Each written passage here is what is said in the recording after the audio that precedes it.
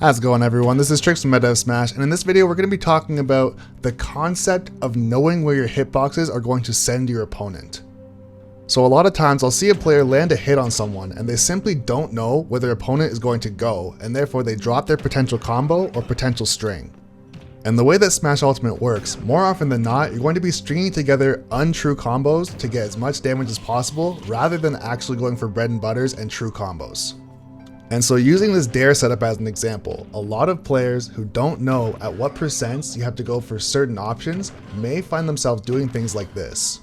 And like I had mentioned before, this keeps happening because the player performing these options just simply doesn't know where their opponent is going to get sent. And honestly, an example like this might even look funny to a lot of you guys, but I see this all the time. This is why understanding your hitboxes and recognizing where your opponent is going to get sent is incredibly crucial when it comes to doing strings. For those of you who don't know, a string is essentially an untrue combo that relies on following your opponent's DI, making a couple reads, and having precise timing. In this first example, none of what I did was actually a true combo except for the 2 up tilts at the beginning. Since I understand my hitboxes, I opted to walk rather than go for an aerial because I know that Wario would have had a chance to air dodge, and since he did, I got the grab.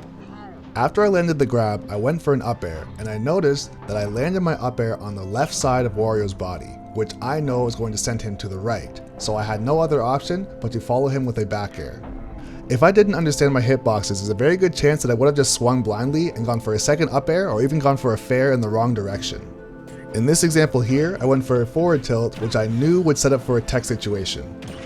And since I know that Falco was too slow to cover tech roll away, I opted to cover tech roll in. Even if he did not tech roll in, this is still a safe option to go for, because if he did do a tech roll away or neutral get up, he would not be able to punish my down smash.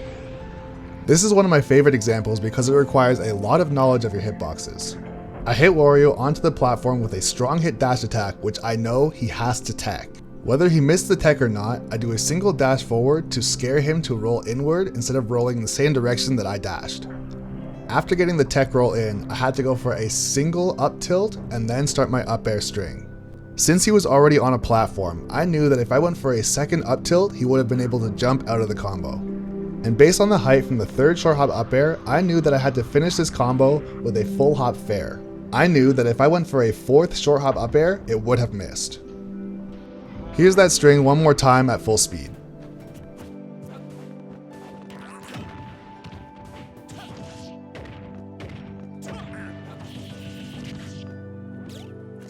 In this example, I know that I want to go for an active hop combo, and so I place myself under the platform in hopes to get a grab.